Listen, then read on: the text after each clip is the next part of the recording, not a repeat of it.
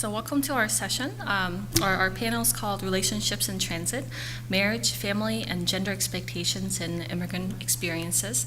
So before we start with the papers, just wanted to make an announcement that we have only 3 papers and discussants. So Ezra's not here today, so just letting you know.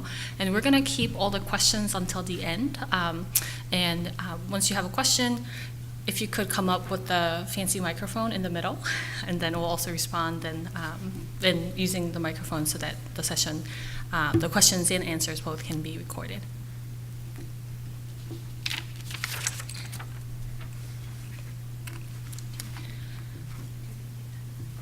Sure. My name is Minsu Kim Bassard. I'm an assistant professor at the College of New Jersey. My paper is titled Marriage Immigrants as Surrogate Mothers for Korea, Examining Cultural Discourses About Gender, Immigration, and Mothering. Marriage means much more than a legal union between 2 people in Korean society. Marriage, along with becoming a parent, is a rite of passage, and it signifies becoming an adult and a productive citizen of the society.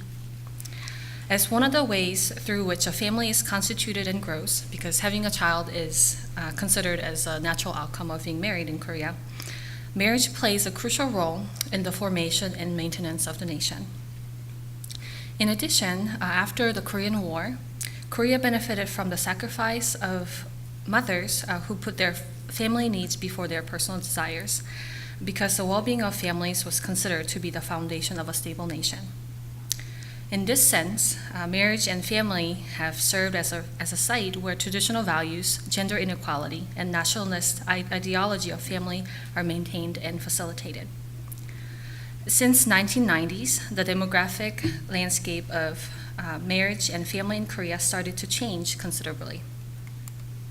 For example, in 2008, 11.2% of marriages were international marriages between a Korean national and a non-Korean national, while the total number of international marriages has gradually declined over the years, reaching 7.44% in 2015, the children from international marriage families have consisted between 4 and 5% of the total newborns since 2010. While 4 to 5% seems negligible, the number changes drastically depending on the region of the country. For example, about 50% of children in the rural regions of Korea are expected to be from marriage immigrant families by 2020. This is because men living in the less developed regions of Korea are often considered to be not as desirable as other marriage candidates due to their socioeconomic status and or the prospect of hard labor involved in the agricultural work. A marriage immigrant refers to a foreign man or woman moving to Korea after marrying a Korean national on a F6 marriage immigration visa. Marriage immigration was initially promoted by the Korean government as a way to continue the genealogy of, quote, Koreanness, unquote. The government sponsored international trips for Korean men to look for their spouses in China, Vietnam, and Philippines, and also eased the immigration policy. Later on, immigrant marriage brokers and agencies continued the governmental endeavor through a for-profit business model. Under the rapid demographic transformations through immigration, marriage immigrants and their children have perceived to upend the virtue of racial and ethnic homogeneity. For this reason, a nationalistic perspective has prevailed through the initiatives to assimilate marriage immigrants and arguably their children into the Korean culture. For instance, many publicly funded activities and programs under the slogan of social integration and multicultural education, such as Korean language and cooking classes, have been criticized as nationalistic, monocultural, and discriminating with the goal of assimilation. As Mary Lee elaborates, marriage immigrants are only valuable when they serve the interests of the country. And I'm quoting Mary Lee. She says, the value of foreign women is clearly interpreted within the framework of Korean ethno-racial nationhood. In this paper, I examine how cultural discourses about gender, immigration, and mothering intersect in the life worlds of marriage immigrants in Korea. Marriage immigrants in Korea, a majority of whom are women from Southeast Asian countries, serve families, local communities, and nation as mothers, caregivers, and cheap laborers. In contrast, many of the Korean women who are potential candidates for marriage have become increasingly more educated and more career-oriented and decide to stay single, have few children or no children, and or look for their spouse abroad. Considering this, I argue that the immigrant women play a significant role in fulfilling and facilitating the domestic and national economy of cultural discourses as surrogate mothers. The traditional cultural values promoted under the umbrella of, quote, Koreanness, unquote, highlight the gendered ideology ingrained in the Korean national cultural identity by emphasizing the patrilineal associations. The Confucian ideology, an influential foundation of Korean culture, upholds patriarchal and hierarchical family structure and the value of honoring families. Specifically, the Confucian principles have emphasized such a relationship between husband and wife, which is reflected in a Korean proverb, a husband is the sky and a wife is the earth, as well as filial piety, seniority, and ancestor worship. Since 1991, the gender of the non-Korean spouse has become predominantly female as a result of the national effort to promote international marriages for bachelors living in the rural area to have, quote, Korean family. Statistically, about 2/3 of marriage immigrants is between marriage immigrant women from elsewhere and Korean men. Marriage immigrant women are seen as less threatening to the Korean society than their male counterparts because immigrant women are perceived to assimilate more easily to the Korean culture than men. This paper draws on a series of ethnographic interviews with marriage immigrants who moved to Korea as a spouse to their Korean husbands, which I carried out as a part of a larger study between 2013 and 2015 in 3 different cities with differing demographics in Korea. The interviews were conducted in Korean and then later translated to English, each lasting 40 minutes to a couple of hours as the relationship between me and the participants transformed over time.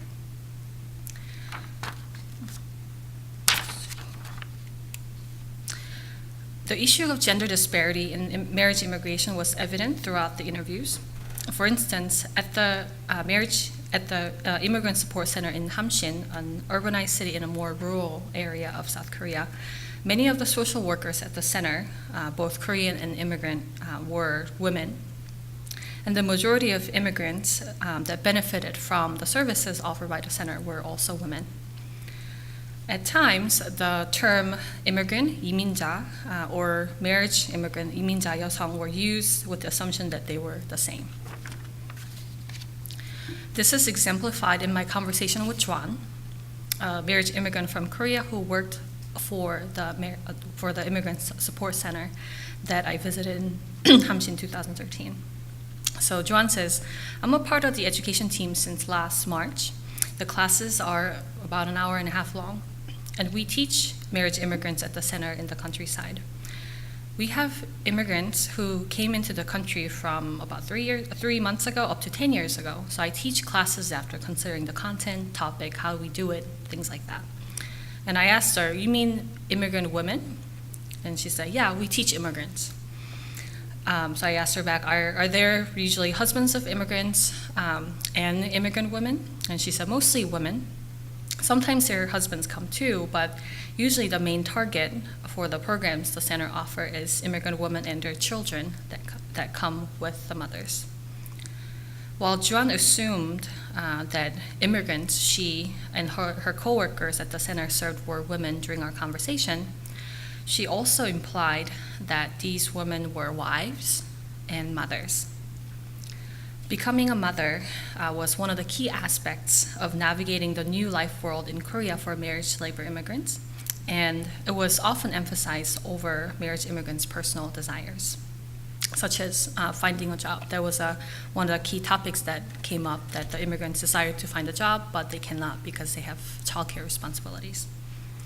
It was evident through my interviews and fieldwork in Korea that there existed divergent needs and expectations between marriage immigrant women and their family and their Korean family members. Having a child and fulfilling the traditional discourse of a stay-at-home mom was a substantial part of this assimilation process that marriage immigrants could not refuse. Juan articulated this tension even further. She said, "From the husband's side, they say, have a child soon and assimilate quickly. And I say, why did I come here?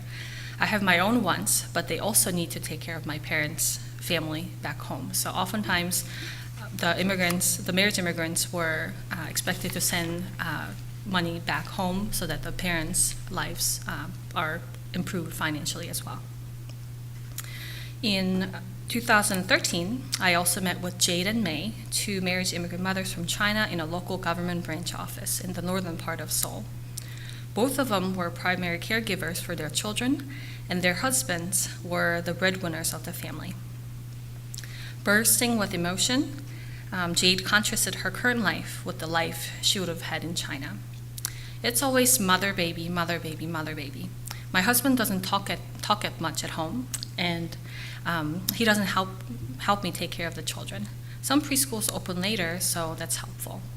If I were in China, I would have worked for a company, and my mother would have helped raising children." Calling herself a stay-at-home wife, supported by her husband that runs an internet cafe, she explained that her life would have been very different if she had stayed in China. She added that she would have had, quote, lived well in China and had a social life, unquote. But in Korea, she had to stay home. Jade also had attempted to find work outside of her home, unsuccessfully. She shared that the challenges she faced as she tried to look for a part-time job with no success. She said, quote, "I have a pile of paper at home," unquote, from her attempts to look for information about potential part-time jobs. She explained that it was difficult for her to get a job because when she told the potential employers that, quote, "I have to go home by this time, certain time, to take care of her children," unquote, she was told the hours are not going to work out.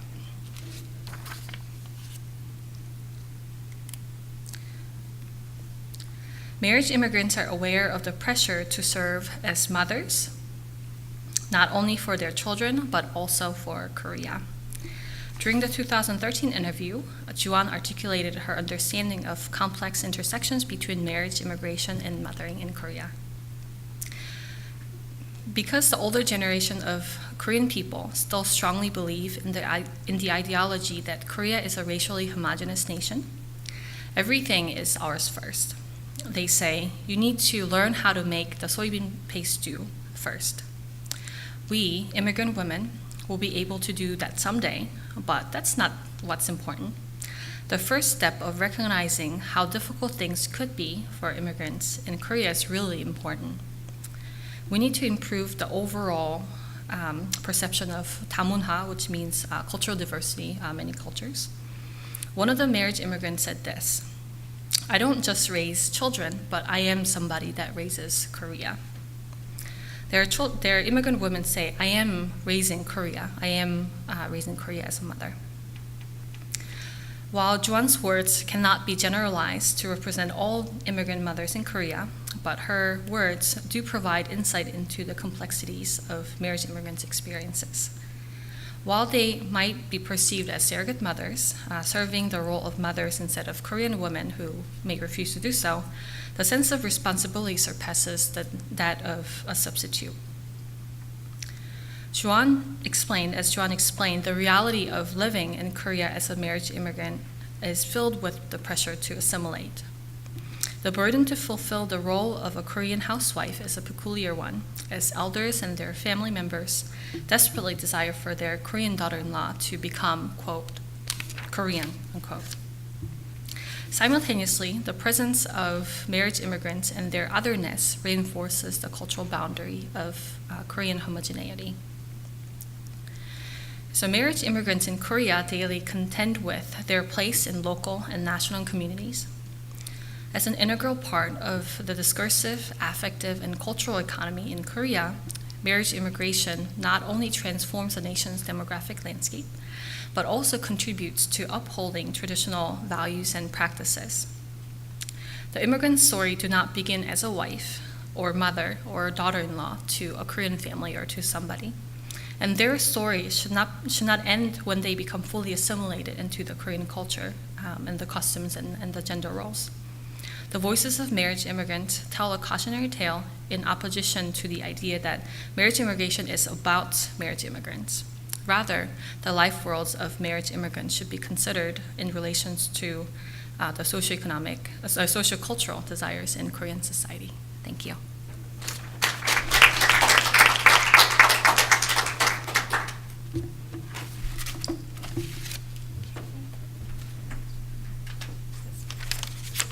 So our next presenter is Sarah Smith from the State University of New York. Her paper is titled Gender Shapes Migration and Migration Reshapes Gender, Chuukese Immigrant Women's Experiences in Guam, U.S.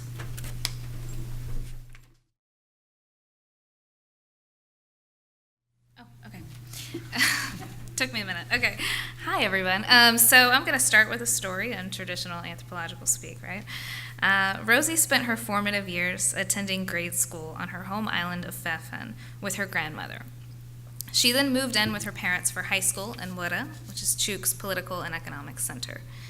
After high school, Rosie migrated to Saipan, which is in the Commonwealth of the Northern Mariana Islands, on the top of that map, to attend community college.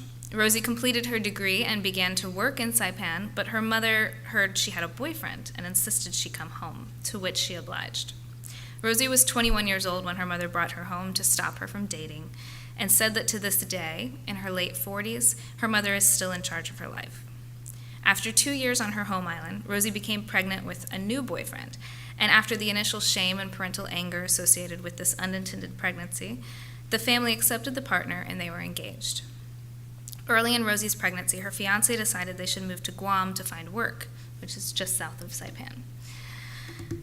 Rosie, she didn't really want to, but her partner insisted. Rosie explained to me, "I'll be honest, I really don't like it there. It's like a force for me to stay there. To me, it's like there's no relaxing time for me. I have to think, work. No time to relax." During Rosie's time in Guam, she maintained steady work, but her husband rarely worked and instead drank alcohol excessively. With friends, he was also physically and verbally abusive. Despite a limited income, she felt a strong pull back home and returned to Wura at least once a year. She had 3 more children with her husband, and her relatives back in Chuuk, particularly her mother, took some of the babies for the first few years to help her balance work and family obligations, always returning them to her before grade school. When Rosie's oldest was in high school, she decided to move the whole family back to Chuuk, following her parents' advice or insistence. She wanted her kids to grow up, as she said, knowing the culture and learning respect. So the entire family moved back, and with kin support, she soon separated from her abusive spouse. Her older daughters have since moved back to Guam for college, however, which has made Rosie's permanence in Chuuk uncertain. She wants to be near them. So Rosie's story and the findings forming this paper are derived from ethnographic research in Guam, which is an unincorporated territory of the U.S., and Chuuk, which is part of a recently created independent nation in Micronesia. As part of a larger study of Chuukese migrant women's transnational experiences, I conducted in-depth life history interviews with 15 Chuukese women in both communities. So Chuuk is one state of the Federated States of Micronesia, which is one of 3 newly formed nations under the 1986 Compact of Free Association with the U.S. These 3 new nations agreed to development assistance in exchange for military control of their vast Pacific waters, but also included a clause that allowed citizens of the 3 new nations to travel, live, and work visa-free in the U.S. This neo-colonial arrangement did not offer the promises of political and economic development these island nations hoped, and COFA citizens, which is what they're often called, have been moving into the U.S. increasingly each year since this agreement was enacted. Chuuk is the most populated state in the Federated States of Micronesia and suffers disproportionately from poverty and poor infrastructure, creating an environment where migration to nearby Guam or Hawaii sometimes is necessary to obtain adequate health care, education, or jobs. So Chuukie's migrant women like Rosie represent one example of a growing number of transnational women who experience migration and return in ways that differ from men. Considering Rosie as a composite of these women's narratives, in this paper I will examine how Chuukie's women negotiate moving and living in these transnational spaces, and how everyone's lives, those home and those away, are impacted by this transnational movement. Gender is both reproduced and contested in home sites together, reshaping women's lives in these transnational contexts. Addressing what Ong described as the horizontal and relational nature of contemporary economic, social, and cultural processes that stream across spaces, or their embeddedness in differently configured regimes of power, this paper seeks to capture the power relations embedded in negotiations of gender, and both the endurance and reconfiguration of various gender norms and experiences across transnational spaces. So, in order to understand the way gender operates in migration, I'll first review a little bit how gender operates in Chuuk more generally. So Chuuk has a matrilineal clan-based system in which land is of significant importance and passed through the women. Women enhance their status or power by having children to inherit the land and grow the clan. Chuukie's women are taught the pressures of being a woman and keeper of the land and clan at a very young age, and through their interactions with their brothers, to whom they are taught to give the utmost respect.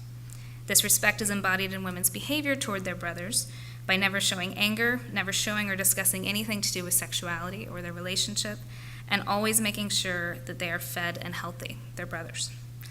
Jasmine was taught by her mother, "You know, ladies, your brothers are the pillar of your respect and worth. So you take care of your brothers, so they will take care of you." Women are discouraged from participation in public decision-making or politics, as their connection to the land and the brother-sister incest taboo has also translated into an expected silence outside of the domestic sphere. Their lives are seen as a reflection of the clan, so their importance also becomes their subjugation. Widespread violence against women occurs, and if women speak out about it, they are seen as bringing shame to the clan. The only women with power are the eldest females of families, and they work with their eldest brother, who makes public decisions for the family. So hierarchies by birth order, generation, and gender operate in all social interactions. These hierarchies and gendered expectations reflect the interplay of long-held traditions, but also negotiated adoption of colonizer and missionary values. So Rosie's story exemplifies how gendered power relationships dictate mobility. First, it demonstrates the ways in which gender dictates how women actually get to migrate. Scholars have argued that the importance of reproduction and responsibility for the family makes women less able to leave Chuuk, for they must stay near the land that their children inherit and that they control, while men can go further because they have no ties. Yet increasingly, survival demands that these land connections often be broken, especially for those women young enough to work and support their extended families. Scholars have thus described Guam as a compromise for Chuukie's women, as it allows them to stay closer to the land than Hawaii or the mainland U.S., appeasing their relatives, but still access the improved education, employment, and healthcare sought through migration in the first place. Education, healthcare, and employment may be the primary drivers behind women's movement, but it often is what also keeps them in these new places. However, while pursuing education and work abroad can seemingly give women more power than traditionally relegated at home, the reality is that tradition dictates their movement as their parents, uncles, or spouses decide when and where women should migrate and when they should return. So in Rosie's case, her parents allowed her to move to Saipan, but then brought her back when they didn't trust that she might be dating. And then Rosie's husband decided that they moved to Guam, although it was not her desire to leave Chuuk again. Gender and economic power dictate who visits home as well. While many women and their families chose Guam for its proximity, several women told me that they had not returned to Chuuk in years. Movement between Guam and Chuuk was frequent for all women who could find the economic capital and permission to do so, and desired by those who could not. Even those women who could not afford to move back and forth so easily were contributing money for family members' plane tickets to join them and sending money down for funerals and other needs, an expectation of women as caretakers of the family. This movement of money and people demonstrates the fluidity and mobility of things, people, and gender roles between these spaces, and important ways that they were able to connect to home while stuck away. So gender also operates in relationships across transnational lines in unique ways. There we go. First, it reshaped marriage. Prior to this increased migration, young couples would live in family compounds near a woman's primary support system.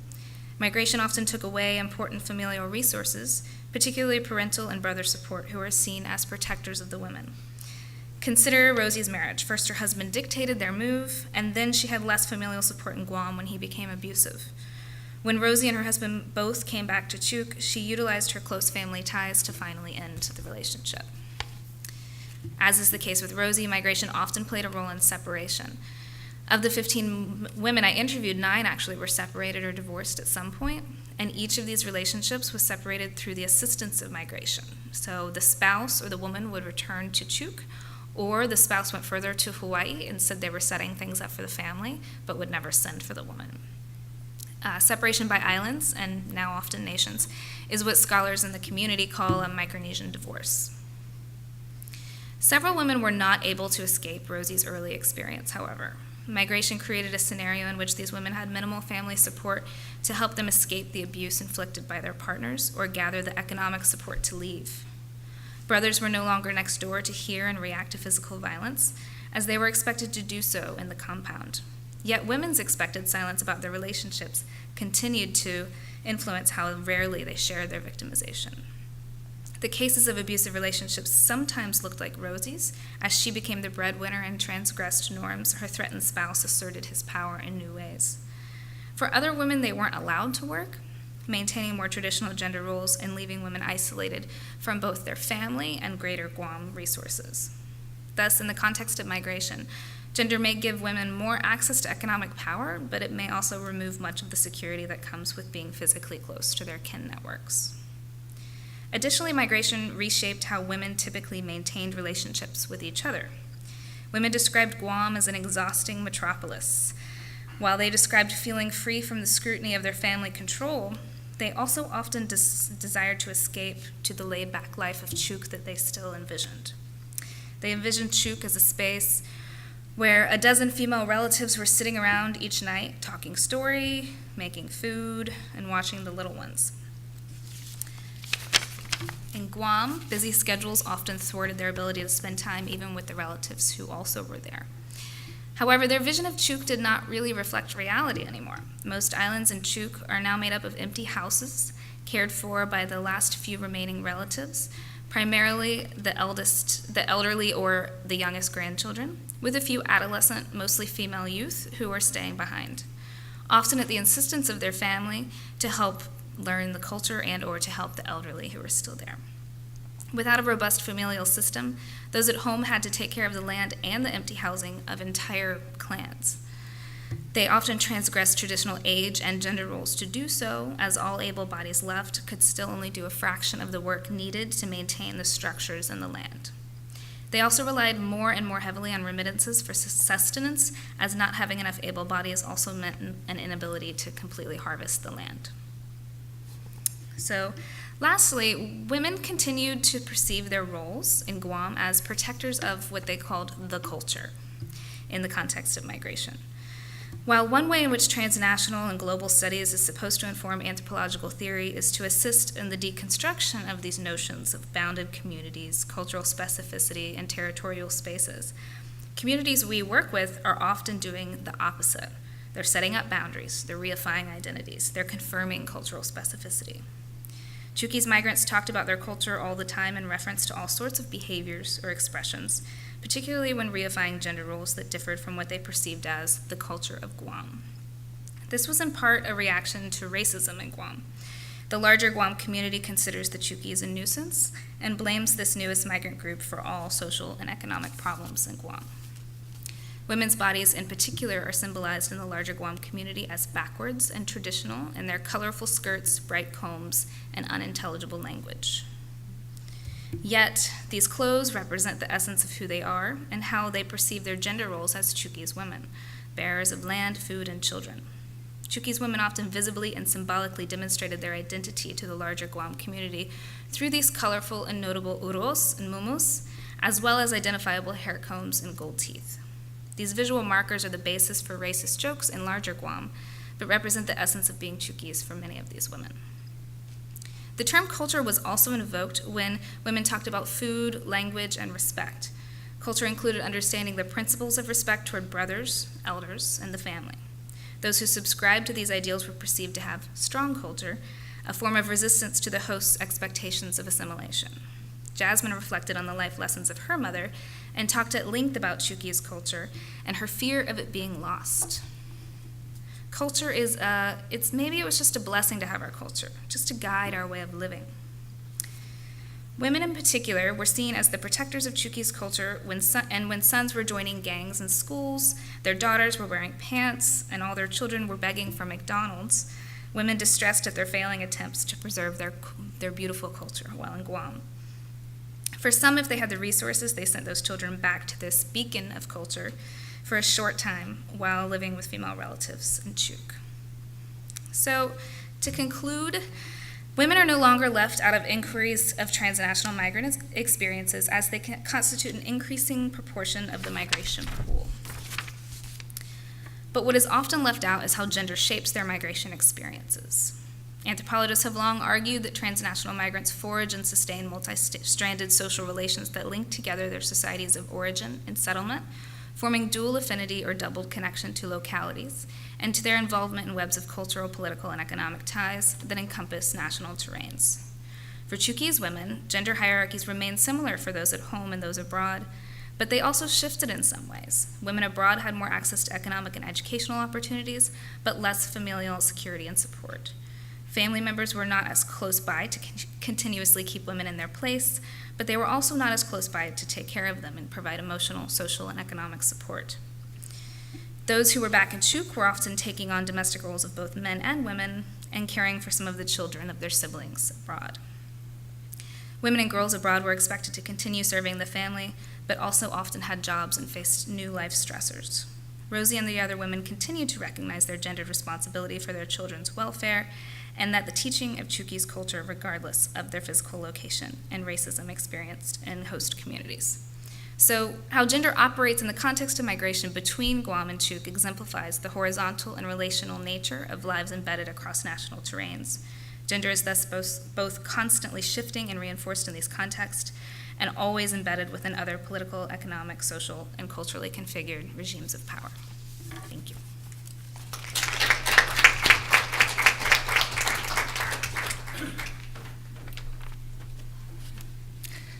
Okay, our next presenter is Erin Kinney from Missouri State University, and her paper is titled Mobility, Excision, and Delayed Marriages, Narratives of Disruptive Rites of Passage from Young African Migrants.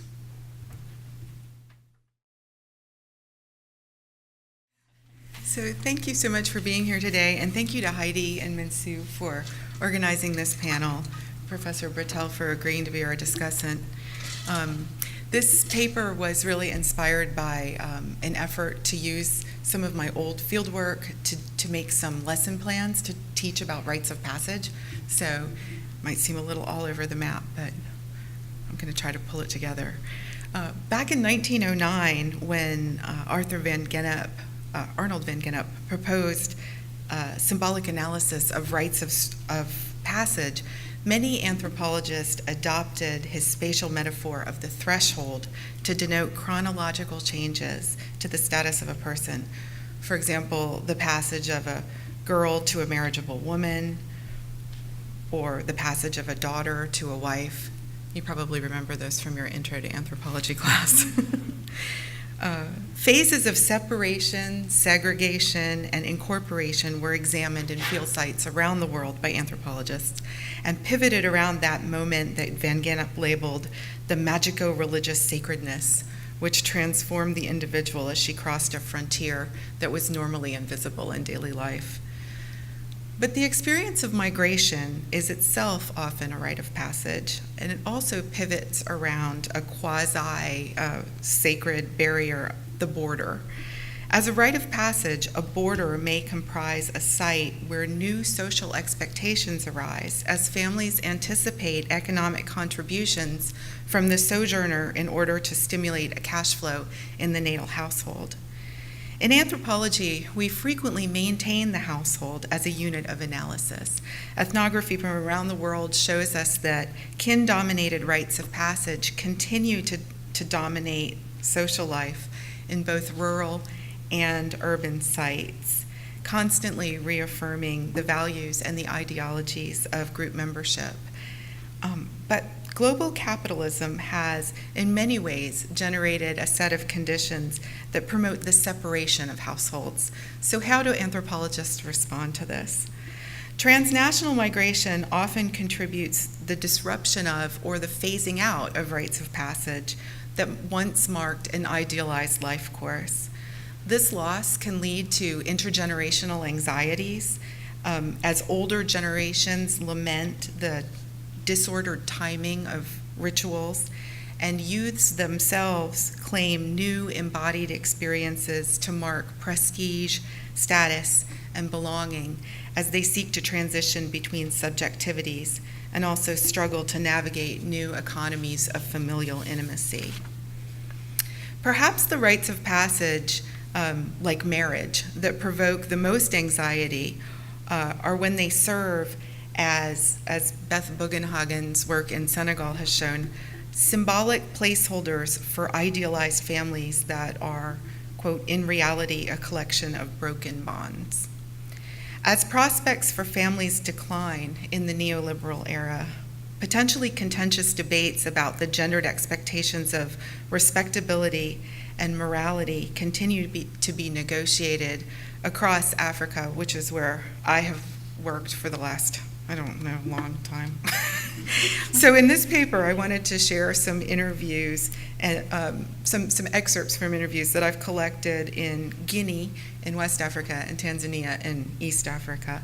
And I want to ask, on behalf of my students who sometimes don't ask the questions themselves, how these contingent cultural expectations about gender and kin-based or relational personhood may be emphasized, challenged, or even transformed at key points in the life course, especially when these are combined with the effects of migration.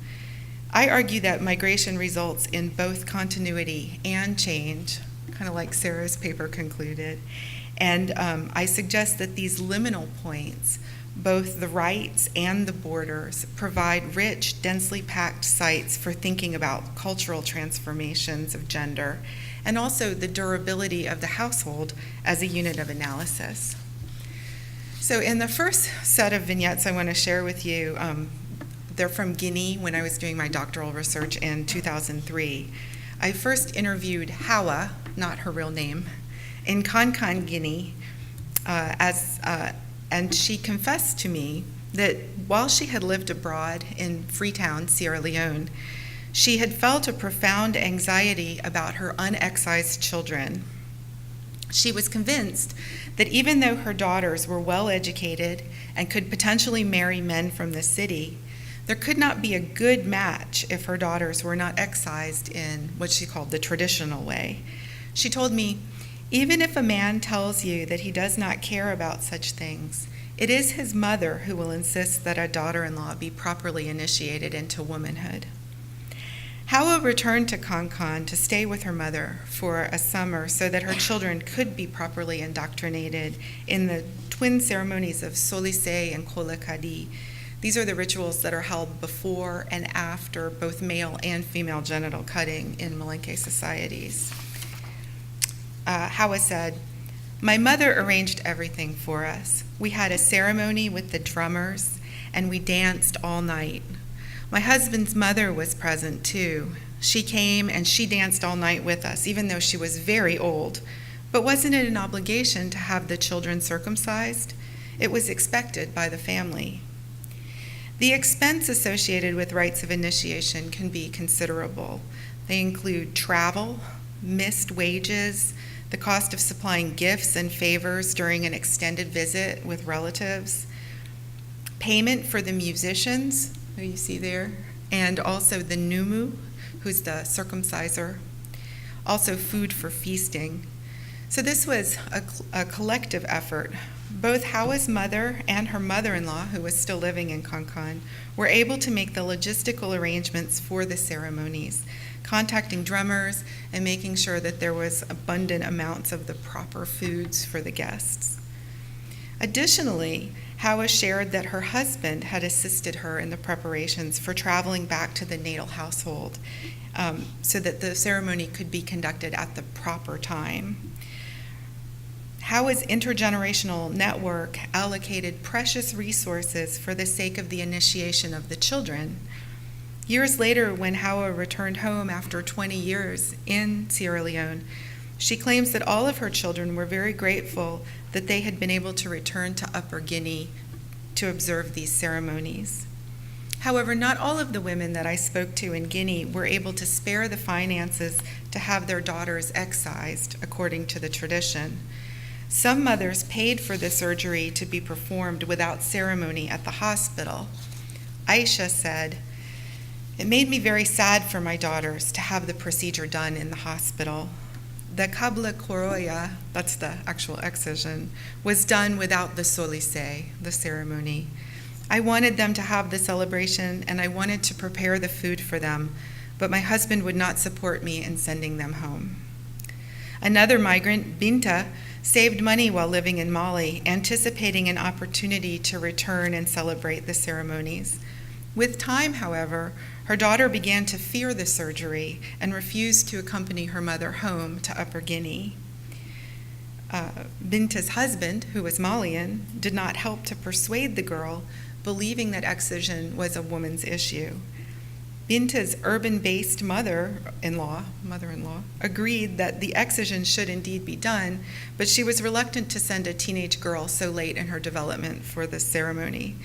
Finally, when Binta's daughter was 15, she decided to spend the money on other pressing needs, suspecting that her daughter was already sexually active and there was no need for the ceremony. For all the return migrant mothers I spoke to in Guinea, completing culturally prescribed initiations for their daughters was a significant investment, a way of accumulating respectability and giving generously in a communal setting, while also marking clear, unambiguous social and temporal classifications that resonated with these closely held ideologies about acceptable gender and personhood. I'm struck here, Sarah, by the point you made in your paper about the groups that we study are often reinforcing their culture. Despite the transformations that had been wrought to these mother migrants, they cherished the opportunity to invest in their adolescent daughters' membership to their own natal community. So now I'm going to transition to the East Coast and talk about some stories from Tanzania that I collected that reveal ruptures around another key gendered rite of passage, and this one is marriage. So I met this woman, Lightness, not her real name. She's a Tanzanian woman who finished university, traveled to Finland to pursue a postgraduate degree, fell in love with a Finnish national, and accepted a proposal of marriage. Her fiancé agreed to travel back to Dar es Salaam to meet her family, to pay bride wealth, and to participate in what she called a traditional wedding. I had first met Lightness when she applied to be my research assistant for a project I was working on in 2011-12. Lightness and I kept in touch after I left the field, and last year, reunited in a Skype call, I asked her, "Hey, did your husband think it was weird to be asked to pay bride wealth?" She said, "Yes, I had to help him to understand my custom. He agreed to pay the equivalent of $1,000 US. My mother thought it should be more. She insisted that he could pay more and that it would help my brothers to be married when their time came. Instead, I had to say no, or my husband would have been exploited. My mother was very angry, but now I think she understands that he is a good man and he treats me well." Historically, first marriages throughout polygynous Africa were almost invariably arranged by family members. For women, first marriages represented a change in status from daughter to wife, but also a significant transfer of wealth in the form of bride wealth payments. Today, across Africa, Marriage and social reproduction are delayed because bride wealth prices have been driven up, and negotiations are complicated by sons who have migrated overseas. This, of course, is not universally true, but there's a lot of literature about the inflation of bride wealth prices. However, in 2011 and 12, the young women that I interviewed in Morogoro, Tanzania, were also responsible for delaying marriages in favor of extended schooling. Importantly, these women were only able to attend school because of the sanction of family members, especially males. In fact, the most significant finding of my research in 2012 was that every woman student that I spoke with had the support of male relatives in her educational ambitions, or minimally, her educational aspirations did not face opposition from male relatives.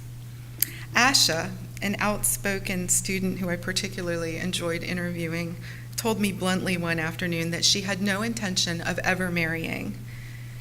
"What about becoming a mother?" I asked her. "Oh, of course I plan to have children," she laughed, "but a husband is not necessary for that." Male authority, traditionally in East Africa, required a material base, and Tanzanian cultural understandings of male responsibility usually assumed a life course that included both marriage and fatherhood. However, in these challenging economic times, I found that a number of the women in this study echoed other women across the continent and in the literature who share ambivalence about the capacity for African men to support their children under neoliberal economic constraints. University-educated women, in particular, are a challenge to patriarchy, as well as traditional scripts for spousal relationships, as well as parenting. A great deal of cultural ambivalence surrounds the issue of girls' education. As Lewinson writes, gender relations are a constant theme in discourses of Tanzanians on city life, and judging from their remarks, tension between men and women is as endemic as economic insecurity. The global rise of companionate marriage, also known as the romantic turn in anthropology, marks a shift of focus on courtship and not marriage, also shifting the intergenerational power balance and promoting new ideologies of marriage that negotiate newly flexible definitions of spousal harmony, intimacy, and care. Strikingly, in the story that I just shared, my former research assistant Lightness had intervened in her own marital arrangements to challenge the intergenerational authority of her mother. Her father was deceased, and also the patriarchal authority that was left to her brothers. Due in part to her language skills, she became the broker for her own bride wealth negotiations. And she also inserted a brake on the economic expectations of her transnational marriage, causing disappointment and hurt feelings which she hoped would eventually be soothed. But rather than marry her Finnish husband abroad with no regard for the significance of her family, that her family would attach to this crucial rite of passage, Lightness chose instead to persuade her husband to begin their marriage in terms that her family would understand by inviting him to contribute a very generous bride wealth and then protecting him from being, as she said, exploited in further ways by the money and gifts that can sometimes be used as emotional currency. In this way, Lightness paradoxically kept while giving, to use Annette Weiner's term. She maintained a significant rite of passage that benefited her kin group, while also challenging the power dynamics that have historically accompanied such negotiations. So in conclusion, I just wanted to remark that these fraught moments of rites of passage that are sometimes disrupted because of migration are frequently very good moments to use in teaching because of the ways that they show how the experiences of belonging to a kin-based group can also be influenced by neoliberal logics, experiences of relational personhood, and also the emerging economies of intimacy. So thank you. Let's close that out.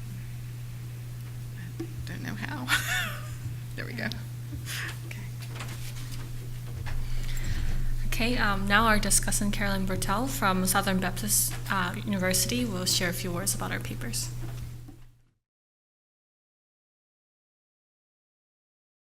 Well, thank you all for staying. This is an interesting set of papers. I'd like to thank Min Soo and Heidi for inviting me to be part of this panel.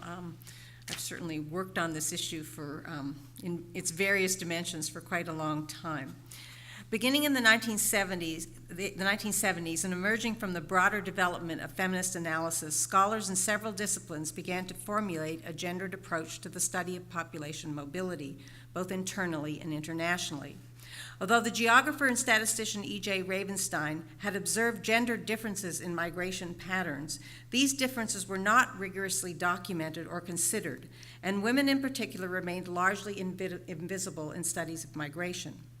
And even as a new generation of scholars, many of them women, began to highlight the significance of gender and the role of women in migration, they were, as Pierrette Hondagno-Sotelo and Cynthia Cranford point out, met with hostility. As late as 2003, anthropologist Patricia Pissar, a well-known scholar of gender and migration, was writing about the marginalization of panels on gendered and family issues at major conferences on migration and immigration. And yet, despite the resistance along the way to gender as a significant analytical category, by the second decade of the 21st century, it is well established as vital to a full understanding of the migration process, and I think this panel demonstrates that. The literature itself began with the just add woman approach that offered any number of descriptive analyses of women who were mobile, some of them in their own right in pursuit of employment. And even if women were moving largely, although by no means exclusively, as dependents of male migrants, the interest was to hear their voices about the decisions they made and how it impacted their lives.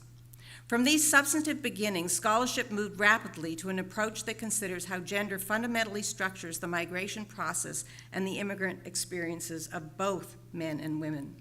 Research on gender and migration has been attentive not only to issues of inequality and intersectionality, but also to variations in gender ideologies and the power differentials associated with them from one cultural context to another, and how these fundamentally shape how migration is experienced. To view migration through a gendered lens means to focus on how men and women relate to one another in theory and in practice, how their experiences might differ, and how gender roles and relations, which are constructed differently across cultures, might both affect and be affected by geographic mobility. It also means that we can highlight how gender is constructed by the state in relation to the laws and policies that regulate and control migration, as well as processes of exclusion and inclusion that are often associated with the extension or withholding of the rights of citizenship. Thus, understanding gender relations is vital to a full explanation of both the causes and consequences of migration. Gender must be considered in both sending and receiving contexts, not only in the context of families, but also in the context of global labor markets and the wide range of institutions with which migrants interact in places of origin and places of destination. A gendered lens leads us to questions such as, to what extent can men and women who migrate be viewed as independent social actors pursuing their own goals and strategies? Do men and women make different decisions about migration? Do they have different reasons for moving, for example? How are these decisions shaped respectively for men and women by economic and political structures that are local, national, and/or global? What autonomy do women in particular have in relation to geographic mobility? It is important to note that while much emphasis has been placed on the labor market locally, nationally, and globally as a driver of migration, both for men and women, and the global care chain that pertains particularly to women, the impacts of migration on family life have been equally investigated. One result, for example, being a rich discussion of transnational motherhood, parenthood, and the transnational family. And finally, it is interesting to note that very recently, attention has returned to the exploration of the association between marriage and migration, reflected even in my own recent essay in the Annual Review of Anthropology on the subject. It is here that the papers in this session enter into the debate, building on a decades-long exploration of how gender shapes the migration experience, but also by placing renewed emphasis on how marriage intersects with migration, and offering more nuanced interrogations of the variations that emerge in different cultural contexts in the process by which gender, family, and migration are constructed. The paper by Sarah Smith focuses on Chucky's migrant women's experiences in Guam. She begins by describing a woman named Rosie, whose husband first made her migration decision for her, but who eventually came to making decisions for herself, that is, Rosie did, choosing her family of orientation over her husband and returning to Chuck from Guam.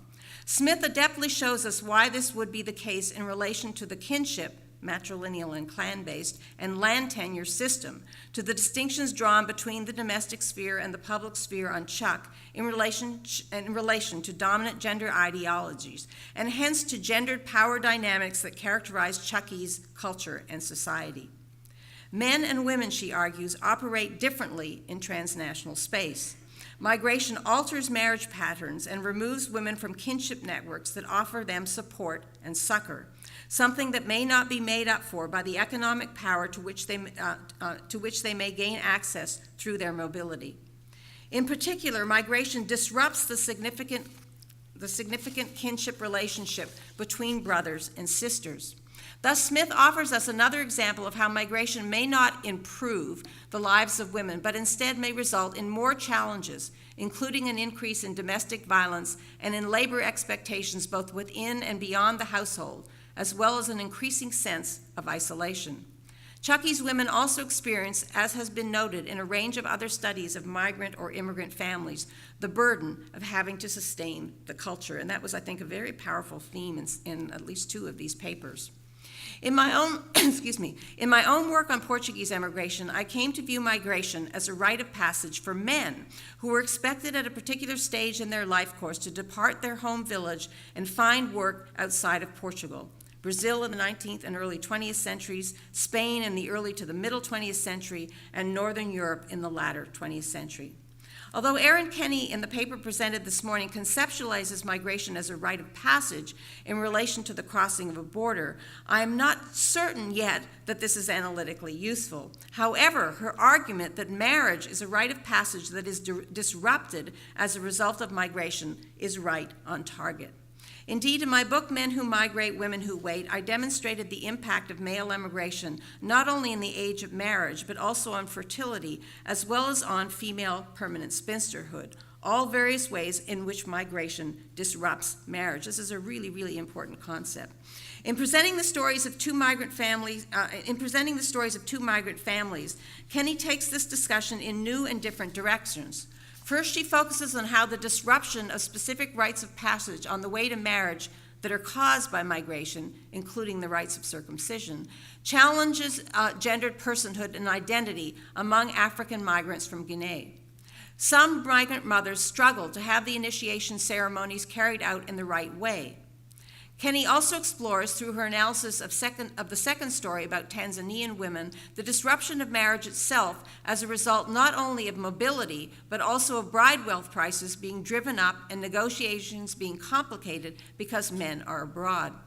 Further, some of this delay results from the decisions that women themselves make while pursuing an education.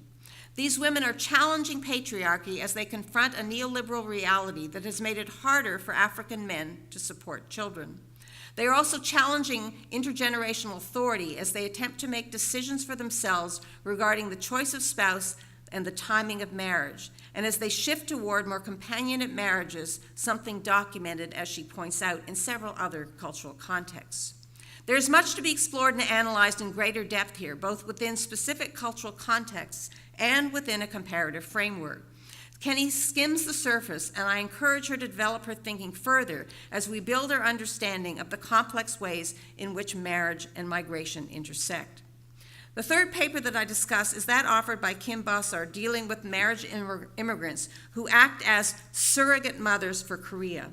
Kim Bossard picks up on a trend that can be found throughout Asia as well as in other parts of the world, that of foreign women serving as brides for rural men who are rejected as husband material by the women of their own countries, many of whom are now choosing to become educated, to remain single, or to marry up with white men in the United States and Canada. I think, for example, of Jennifer Cole's work on Malagasy women who marry rural French men, or the Filipino women described by Lisa Fayer who marry rural Japanese men. Kim Bossard, who observes that in 2008, 11.2% of Korean marriages were international between a Korean national and a non-Korean national, argues that marriage is a site where traditional values, gender inequality, and nationalist discourses are maintained and facilitated. While her sample is small, Kim Bossard nevertheless persuasively suggests that foreign brides have assumed the burden of raising little Koreans and sustaining Koreanness. They are, ironically, the new mothers of the nation. Kim Bossard observes that it is immigrant women who now fulfill traditional Korean gender roles, raising Korean children, cooking Korean food, and taking care of the elderly or the disabled in the family. She also observes that these immigrant women are viewed as less threatening than immigrant men, as more assimilable, quote, quote. In the longer paper that she sent me, Kim Bossard offers us rich ethnographic details on the experiences of these women and their views on the responsibilities to which they have been assigned, as she did share some of this with you today, as a result of their migration and marriage, including their roles in reversing the demographic processes of plummeting birth rates and an aging workforce. What is not clear to me, and I'll say all this, although she didn't really present it to you today, but what is not clear to me in this paper is what precisely is meant by melancholy. She uses that as an analytical category, and how it advances our understanding of what is going on. Perhaps more discussion of the ideas of homogeneity and heterogeneity in the Korean context would help. Clearly, what I think she is trying to establish is the ambivalence, indeed gendered ambivalence, about diversity in relation to a history of diversity that sometimes is lost in an image of homogeneity that has been constructed to serve the nation. But why this is melancholy is the connection that I do not follow, and why this helps us to illuminate the story she's telling is therefore unclear. I will also note that debates in the United States in the late 19th and early 20th centuries, and one can see them today, alas, equally circulated around notions of national purity, resulting in gender-biased laws that denied American women their birthright citizenship if they married foreign, particularly Asian, men. Thus, broadening out into a more comparative framework might also be useful in order to enhance the understanding of Korean melancholy in particular. To conclude, I congratulate these three authors in their efforts to advance in various ways and in a broad range of different historical and cultural contexts our understanding of the ways in which marriage and migration are co-implicated. I would also suggest that these discussions are highly significant and critical to us today in the United States as the immigrant family comes under threat from processes of discrimination, demonization, incarceration, and deportation. Thank you.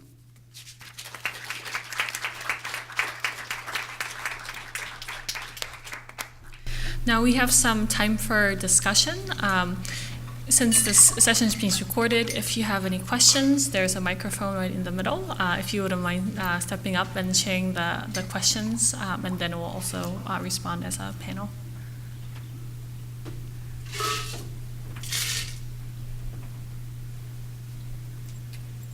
This is so rare, the AAA take advantage of it. It's about your own.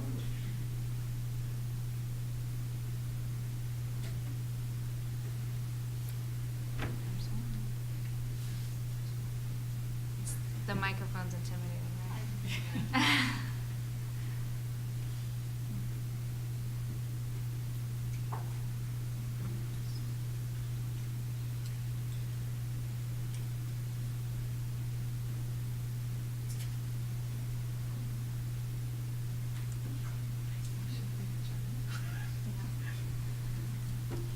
I think there's maybe one question. She's just waiting on the technical. Yeah.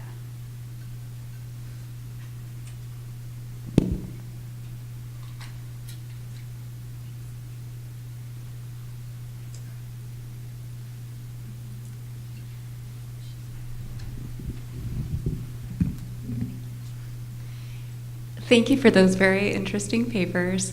I think one of the questions that I had had to do with socioeconomic class and how you see that as shaping the various dynamics that you talked about. So that could be I was thinking about it first with Minsu because that was the first paper, but any one of you, if you care to speak to that, I'd be interested.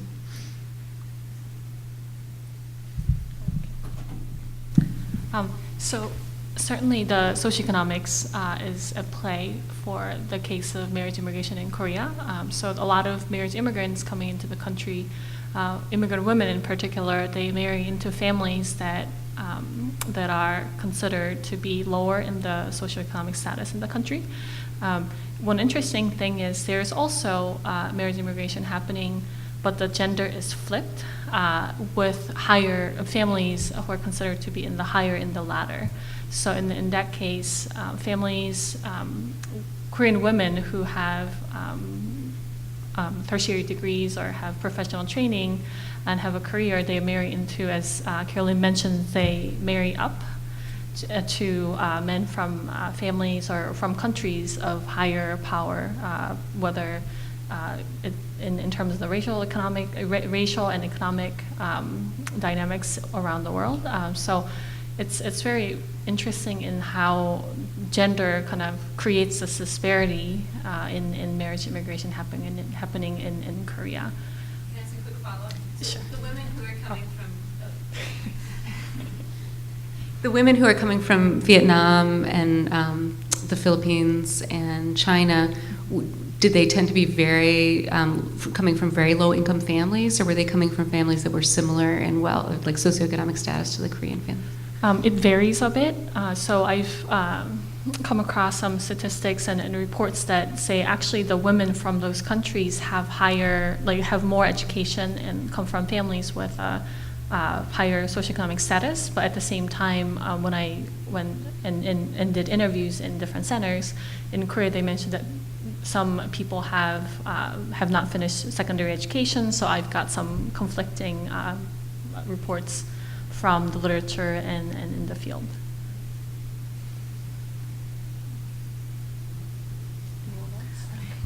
You want us to answer that question too?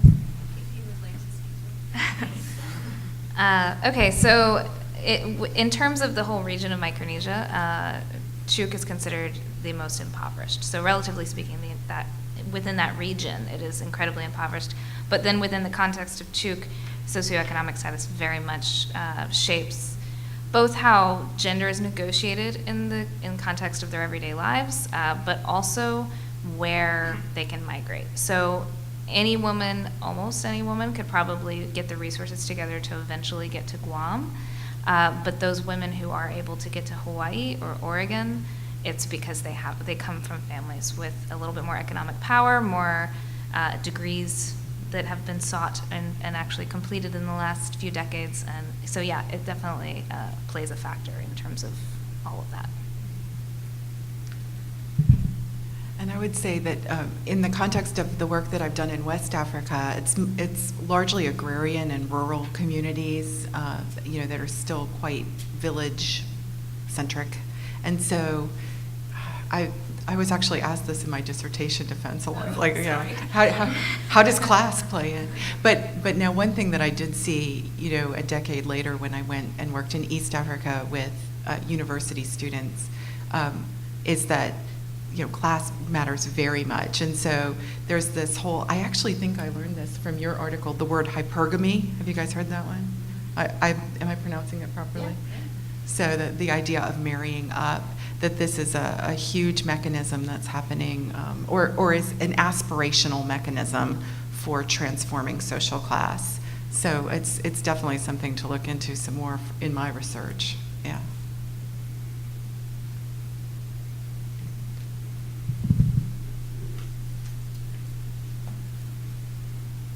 Thank you so much. Those were really, really interesting papers. I'm curious, and hopefully you can say something about this, how the children are perceived in these, in a sense, mixed ethnic marriages. And I'm wondering too, since the children are at home with the mothers, especially in the case of Korea, that they're not also learning much from the culture of the mother. And what happens? Does that just dissipate when they start school, or how are they hanging on to the culture that they brought with them?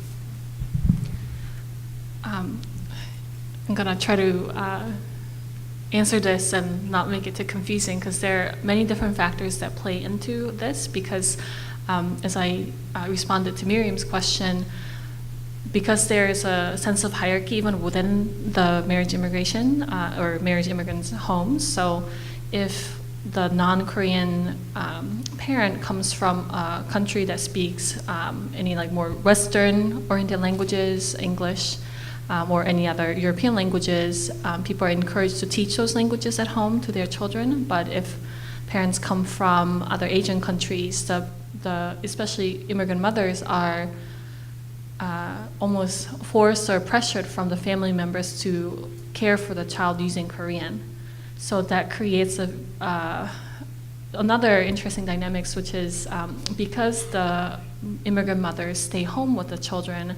I've crossed some government reports or literature that talks about how the mothers are the cause of the language deficiencies. But at the same time, the more interesting thing is on the flip side, the marriage immigrants are blamed if they want to go find a work. So either way, it's their fault that children are not getting enough care, and the mother should be the primary caregivers, but they're not spending time with the children, or because they spend with their children, they're not getting Korean language and they're not brought up with the proper skills or the cultural norms that they should embody as Korean.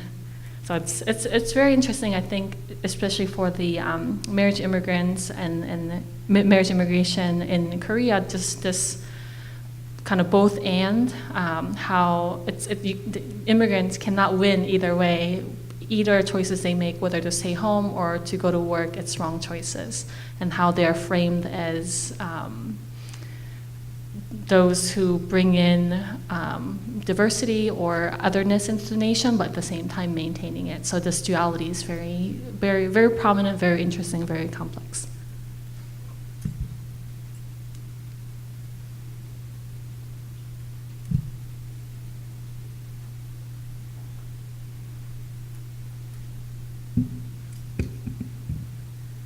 Well, actually, I just want to kind of follow up with that question. Sorry, I'm losing my points.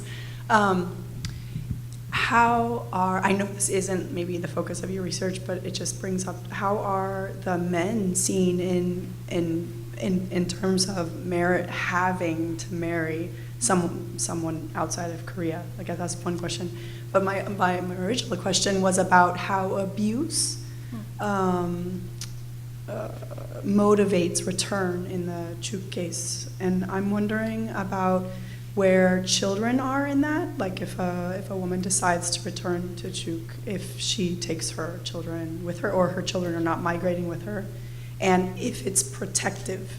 So if she migrates back, does that help? Does the spouse stay away, or does the spouse come looking for her, et cetera, et cetera? And if anyone else has cases of abuse and return migration, that would be interesting. So for your first question, for Korean men who are pushed to get married to people who are not, to a woman who's not from Korea, it's perceived to be shameful. And in some cases, it's not through marriage brokers or those things, but people meet and they get married. And as a default, I think sentiment in Korea, marrying outside of your Korean race or Korean ethnicity is looked down upon, even though I think people who are marrying up, I think it's a little perceived more, I guess the opposition or the challenges are perhaps a little less, but I can speak to that personally, going through that experience with my family. And so and also it's considered to be risky because there have been a lot of media reports about things going wrong for various reasons, that people take that risk, and it's also monetary investment they put in. So I think it's kind of a mixed sentiment towards Korean men, but I think the pressure to maintain a family and a Korean family is so great that people are willing to take that step to do so. And there's been a lot of abuse actually in marriage immigrant families in Korea, because the Korean side of the family, it's a financial investment, so they want to get what they have invested in. So there's a lot of dependency because of how the policy set up with legal system for the marriage immigrants to have legal status in Korea.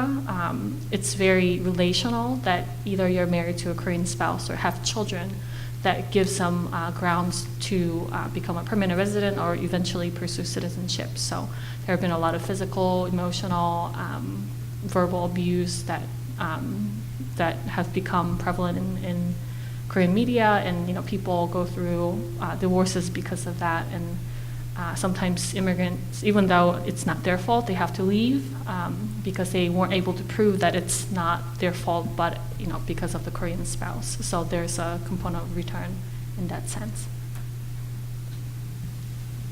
And to answer your other question, it's complicated.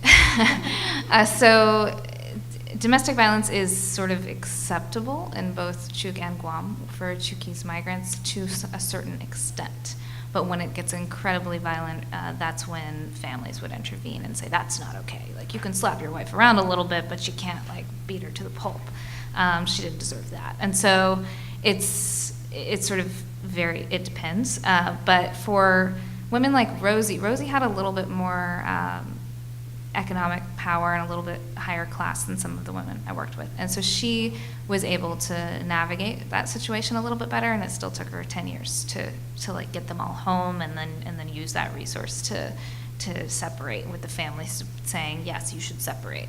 And it worked because the family, the power dynamics of the clan, when the man's told to go away, he's gonna go away.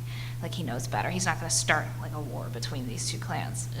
Not a literal war, but a sort of, but then there were other women who were very much stuck in their relationships in Guam and did not have any kind of power to get away from them, and they would send their children back if they could. So one woman I'm thinking of, for example, she had 2 boys who were in school, and she wanted them to get this education that they had already started because they were already in middle school, and she got pregnant again. And so her mother took the new baby so that she could sort of focus on the boys and try to get out of this relationship that the whole family wanted her to get out of, but she couldn't, and nobody could give her the money to do it. And that baby was with her mother, and when I interviewed her, she was pregnant again and trying to find someone.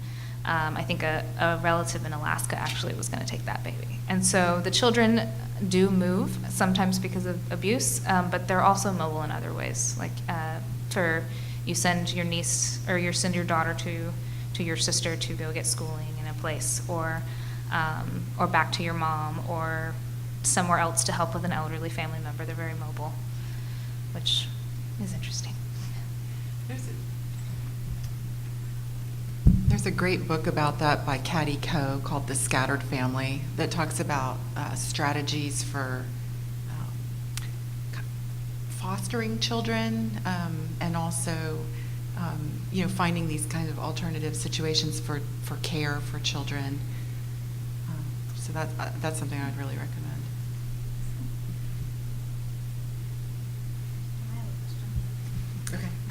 I have a question for you. Have you engaged with the concept of stratified reproduction in thinking about these women? I just think it's a really, usually it's used in terms of thinking of the reproductive futures that are not valued. But what's interesting here is that their reproductive bodies are valued, but cultural reproduction is not. And I think it would be interesting to sort of play on the literature there.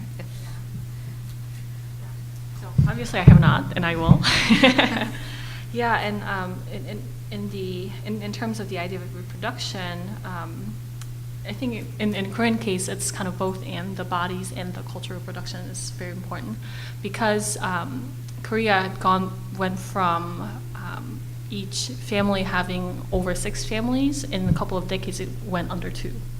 So, and it was also a government effort to keep the population manageable from the government's perspective, but now they have to deal with not having enough people, especially in the rural areas, and just in general, the system is not sustainable because there are so many less workers. So the body is important in that through these marriages, workers are being produced.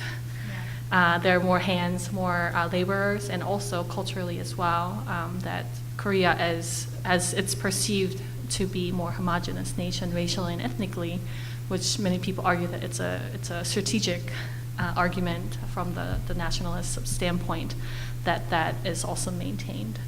So thank you.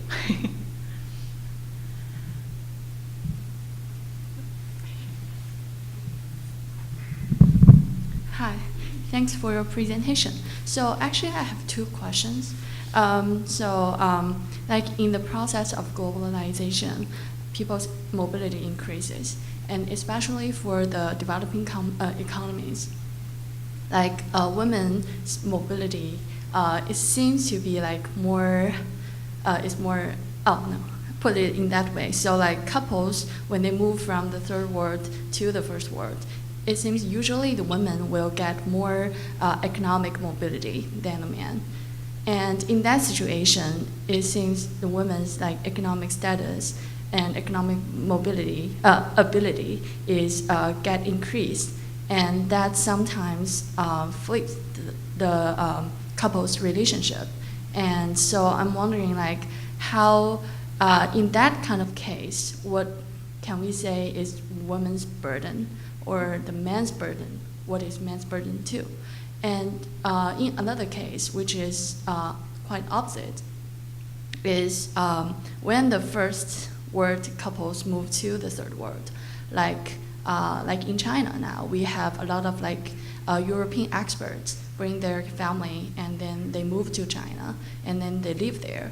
And it seems in that case, the couple's relationship seems to be more in a stable status. It seems because like the man still holds that breadwinner status, while the woman still like becomes the wife at home.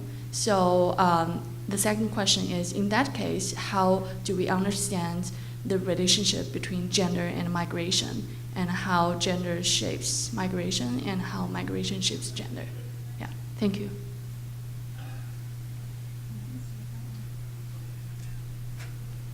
Your paper title kind of reflects that a little bit, yeah. Okay.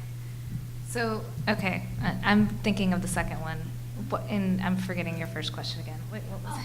The first question is like in an opposite situation.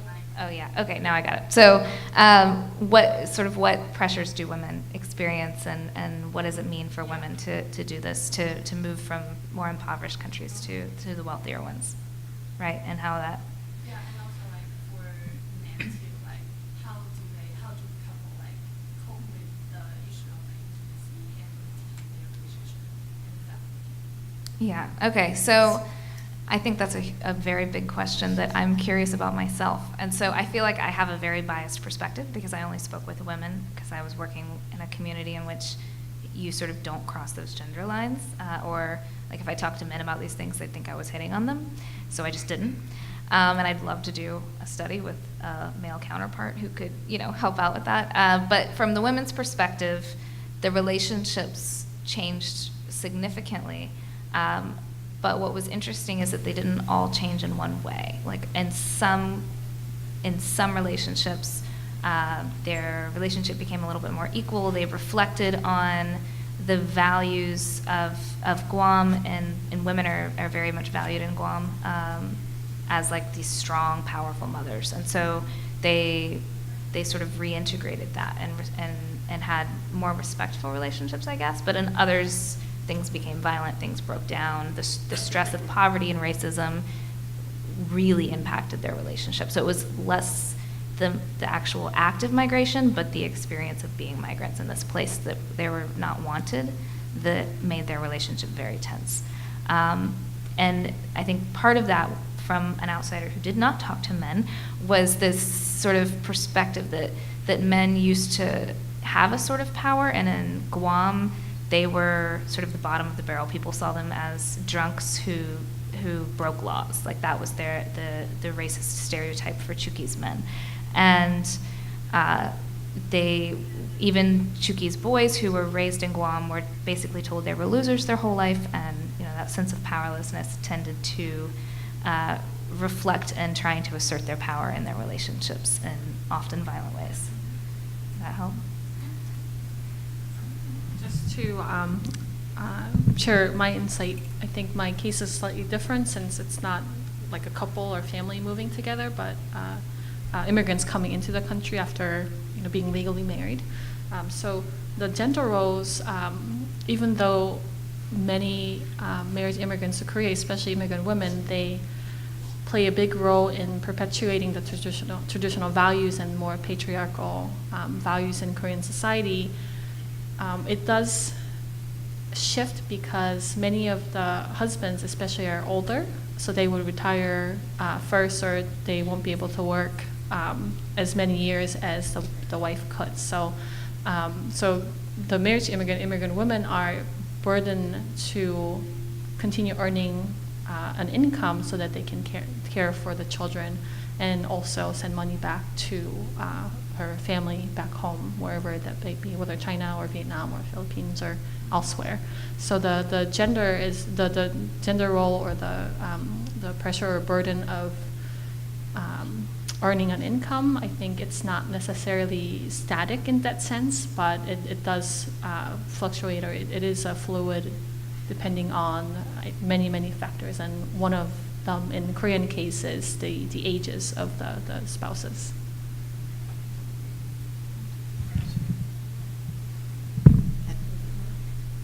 And I would also say, at least in the African context, and obviously Africa is a continent, and so you can't overly generalize like I've been doing all morning, but the era of colonialism in Africa did a lot to disrupt marriages so that men frequently left rural communities to go work for wage labor in like mines or to build highways or things like that. So there's a long history of men doing out migration, and so not migrating as a couple, but migrating, getting married and then migrating as the husband. And it's only been recently, in probably the last 20 years or so, that women have also been able to start migrating. So it's rare. I'm racking my brains to think of a couple that migrated together. It's almost always the case that the husband goes or the wife goes. Yeah, I think it's just, there's a lot of variability to how people do these things.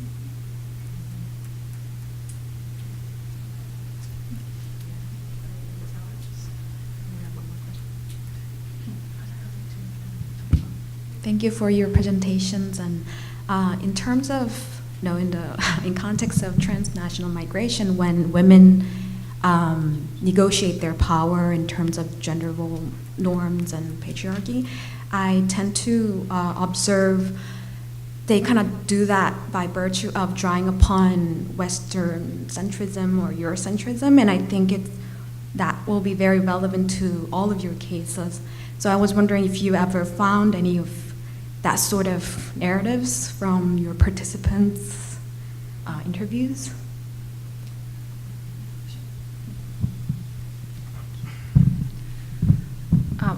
I can't think of the author's name, but I'm thinking of this one article that talks about, in the case of Korean marriage, the article is titled "Patriarchy So Third World," and it talks about how a lot of Korean women, they look for husbands who may be a little more egalitarian in the relationship, that it embodies this, to an extent imagined value is reflected in the types of husband, whether it's race or the country that they came from. Those things are reflected in the statistics. So for the cases of Korean women who marry non-Korean husbands, oftentimes husbands come from U.S. or Canada or other European countries. So I think the Western ideals are certainly reflected in that. And bringing up children as well, that I think those women are in certain ways more empowered to have more than Korean. They can afford going beyond the script in a sense that they can teach their children to be bilingual, and no one will criticize them or think twice about it because they are learning both Korean and English. So the duality of, or the irony of hierarchy of otherness in Korean society, and especially kind of putting the Westernness on a pedestal in that sense is, I think, certainly relevant to your comment.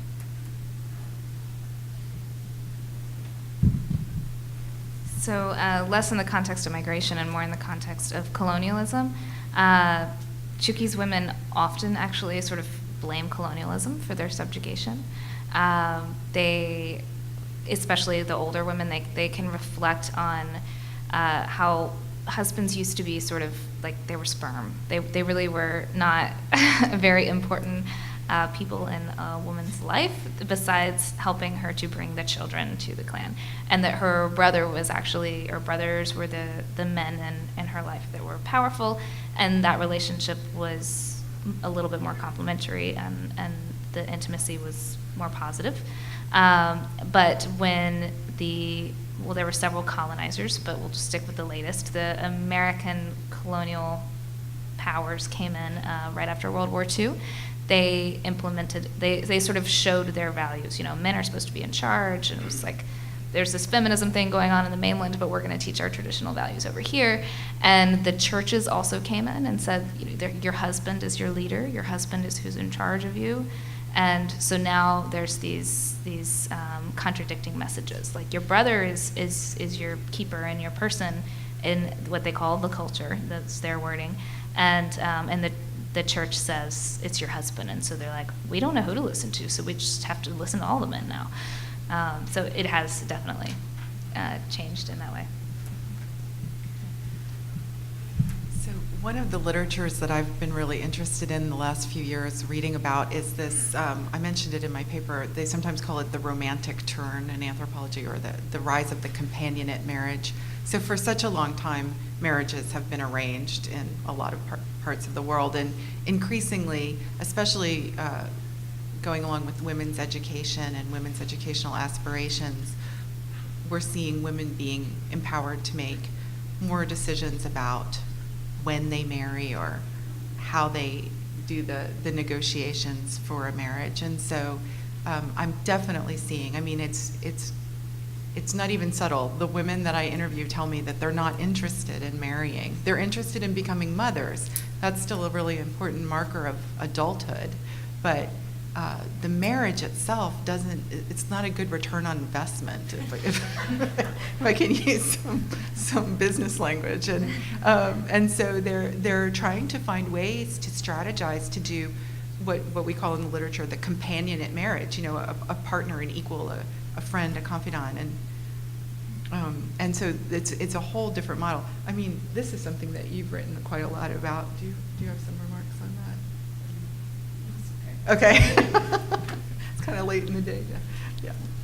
So thank you for your question. Just want to thank everyone for coming, and thank you for Sarah and Aaron for presenting, and for Carolyn for feedback on our papers and bringing all the papers together. So thank you so much.